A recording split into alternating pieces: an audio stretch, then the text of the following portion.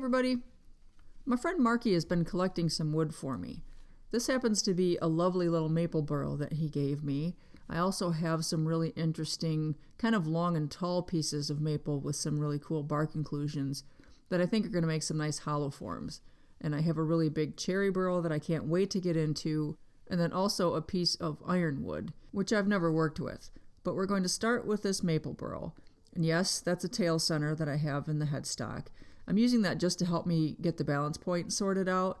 I have a hard time, especially with some of these knobbly pieces, using the spur drive because the teeth seem to get hung up as I'm trying to figure out where the balance is. Anyway, so I finally have it where I think it's close enough to be balanced, and I'm marking the holes that I want with the Sharpie because now I have 11 billion holes in there. So I knocked my spur drive in, and the first order of business is going to be to get the bark off. This project is going to incorporate a whole lot of information from Lyle Jamieson. I got the tip for the air chisel from him, getting the bark off with an air chisel. Also starting between centers to find the balance point. And I am going to be using a glue block on this piece with the CA glue, which is how he does it. And then to hollow it, I'm going to be using his hollowing system that I bought recently. So if you're not familiar with him, then definitely go check out his YouTube channel. He's got a wealth of information there, and he is just an all-around nice guy. I'll put a link to his channel up in the right-hand corner of the video, and also I'll leave a link down in the description box.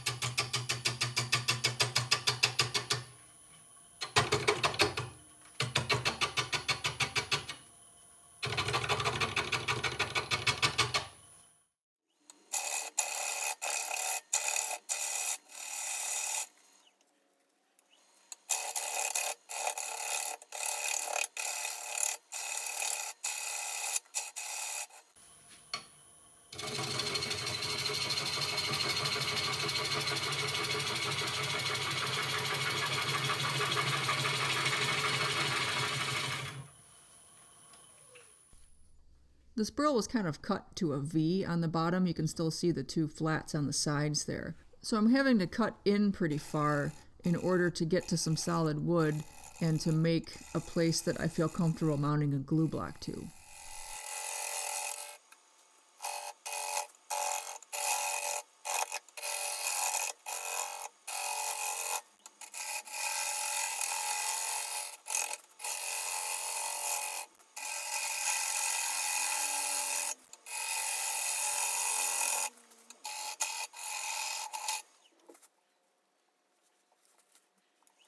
I'm getting close on the bottom with the tenon or spigot or whatever you call it when you mount it to a glue block. And I'm just working up the sides here trying to get rid of the flat spots.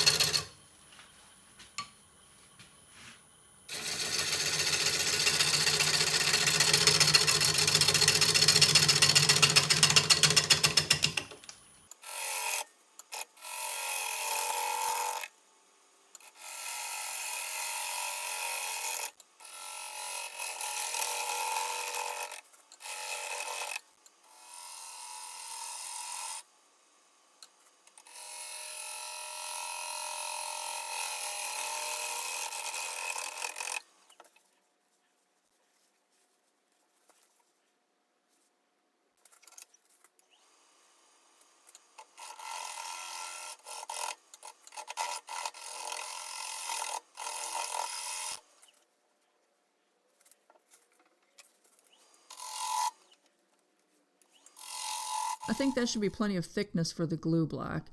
So now I'm just going to try and clean up the surface a little bit and refine the shape so that I don't have to try to do a pull cut when I turn it around.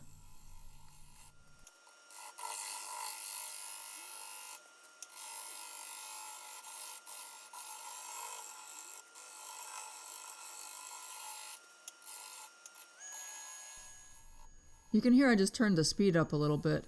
I have a tendency to turn slower than most people, I think, and I'm not really sure why.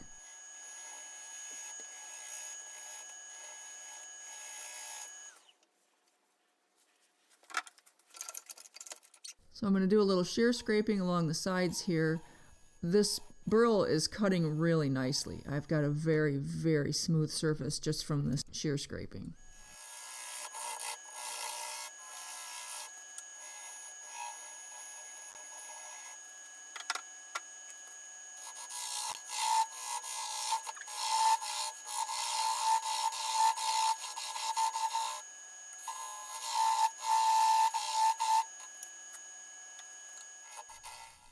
The blank is still between centers, so I'm going to just use my bowl gouge to take this last little chunk down to a nub, and then I'll knock it off with a chisel.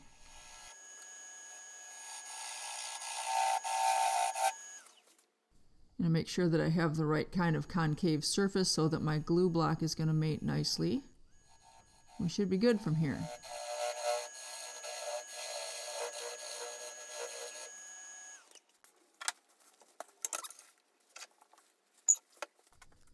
I've used this walnut glue block before, but I've got some space yet before I would run into the screws coming in from the faceplate, and I've got a pretty good sized tenon on the workpiece, so this should be just fine. I checked it again to make sure that it's concave, and now I'm going to set it up to do the CA glue method. I can see the mark left from the tailstock, but it wasn't deep enough to fit this little rod I'm using as my centering point. So I've got a pretty good band of thick CA glue, accelerator on the underside, and a through hole all the way through the glue block helps line it up. I see all sorts of faces in this piece, but here's its namesake. Gotta love a little Mad Eye Moody. I let the CA glue sit for about 5 minutes, and then I ran a bead around the joint between the walnut and the maple here. I didn't get it centered exactly, so there was just a little bit of wobble when I put it on. I went back and took care of that with just a little bit of scraping. One of the reasons for starting between centers is so that you can rebalance the blank if you need to. You can see here my high and low points are pretty far off, but I had to go in so far to get the tenon right, I didn't want to take any more material off by having to shift the axis.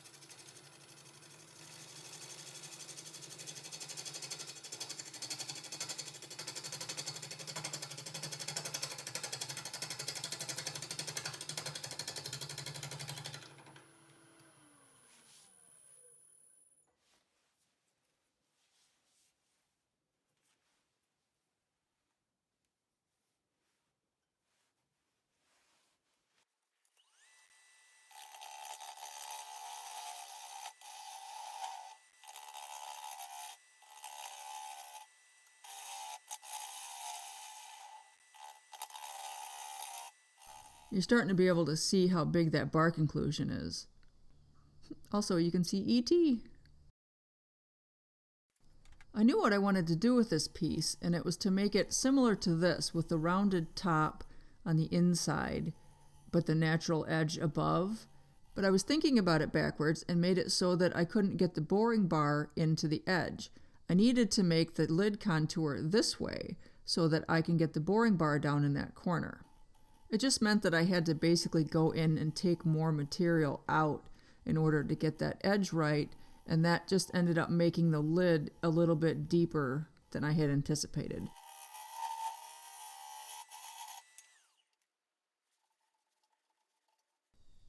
I'm just realizing that now. I decided I didn't want the mouth or the neck opening to stick up above the edges, so I went back in and took that down a little bit, and am just trying to get that top shaped in the right direction so that I can get the boring bar down in the corner and get it thin and even. There's a pretty good sized void behind that bark inclusion.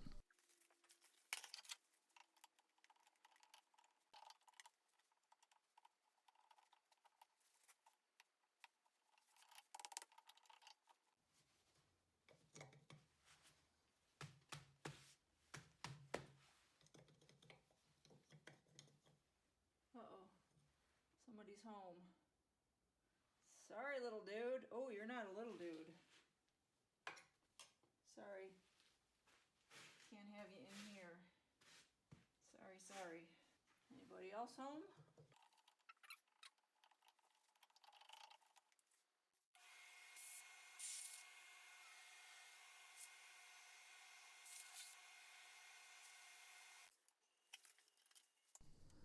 Now that I've evicted the current residents, I'm going to make a hole with the Forstner bit, big enough to have enough room, hopefully, to get the boring bar in on such an angle to get up underneath the edge of the lid, I guess I'm calling it. I lost a lot of the wood there from the bark inclusion. Surprisingly, it's holding up.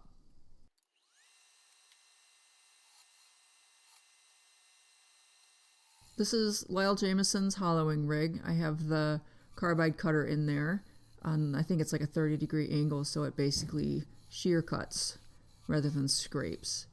And right now, what I'm trying to do is just get along the sides a little bit and give myself some clearance to get the boring bar in up underneath that rim, and also to get the chips out. You can hear I keep hitting the mouth of the opening. I can't believe that it didn't break out. I'm having a hard time getting the ridges out. I can feel the transition spots, and I think that I feel them with the boring bar, but then I go in there and I don't quite get them.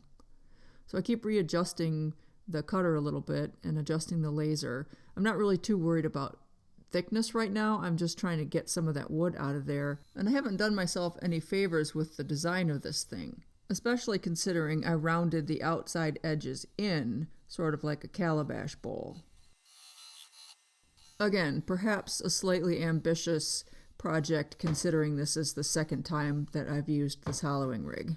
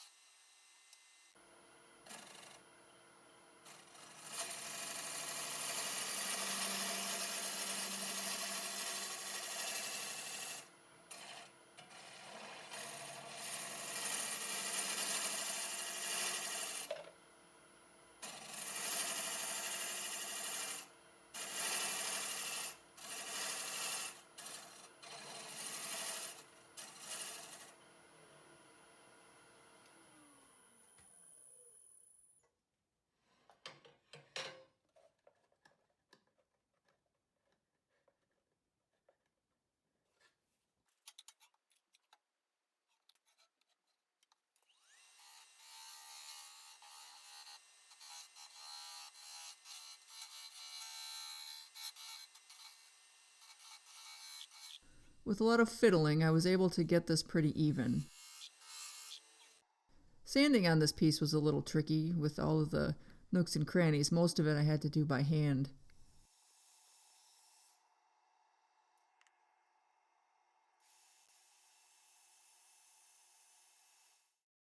We'll skip most of the sanding and get right on to the finishing. I started with the denatured alcohol, and then I squirted some, and this is a 1-pound cut of shellac. I finally made some more. I squirted some shellac up inside the vessel, and that's all that's going to get. It's just a coat of shellac because I can't get anything else up in there. I soaked the shellac in pretty good into the bark inclusions and all of the other little gnarly bits. After the shellac dried, I knocked it back with a gray Scotch-Brite pad, and then I put on a second coat of shellac. due to the nature of this thing, I'm not going to be able to use any sort of sanding paste on it, so I just did 2 coats of shellac, and then I'm using Brad's tongue wax as the finish. I put on a pretty liberal coat of the tongue wax. I was leaving for an art fair the next day, so I just let it sit and soak in while I was gone.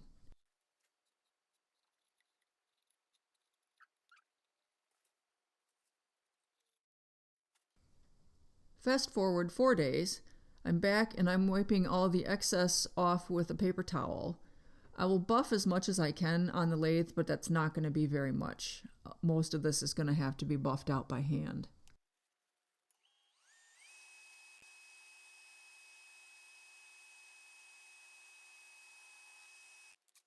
Okay, well, maybe not quite exactly by hand, but with the lathe not running. I've got a small set of little buffs that attach to the drill mandrel, so I'm using this one to start with, and then I have a set of polishing foam pads that's really more for doing like resin or acrylic, but I have a couple of those dedicated to different kinds of waxes and other finishes that I can buff out with the drill. I'm ready to part it off from the glue block, and my initial plan was to make a bowl. So I'm just giving myself a little bit of extra clearance here for the parting tool.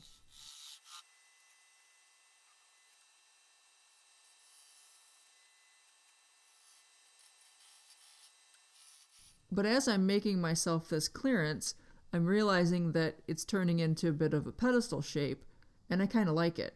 So we're going to change plans midstream here, and instead of parting it off to be just a flat bottom bowl, I'm going to make a little pedestal for the bottom.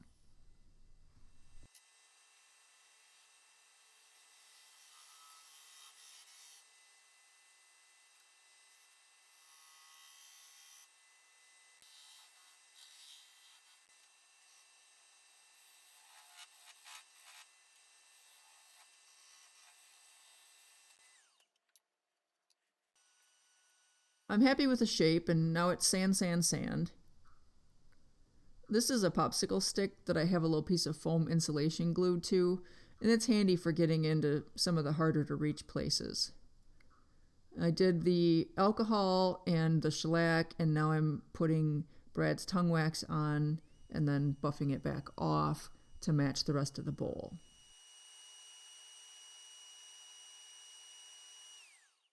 And now it's time to part it off.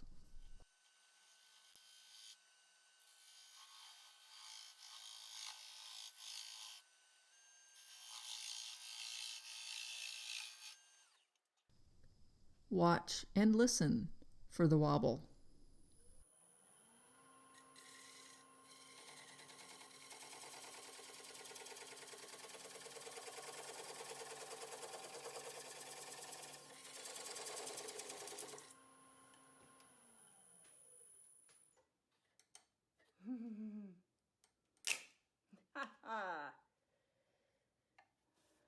Glue holds.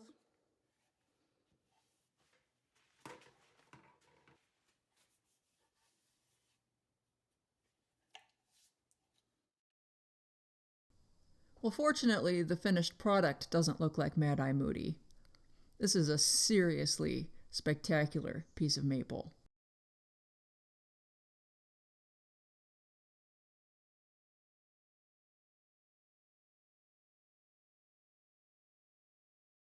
I really like these little scallopy bits.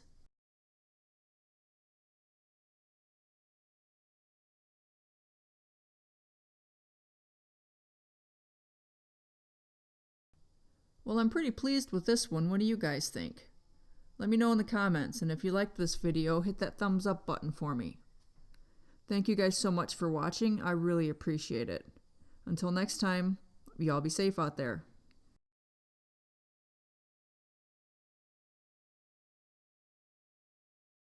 I solemnly swear that I am up to no good.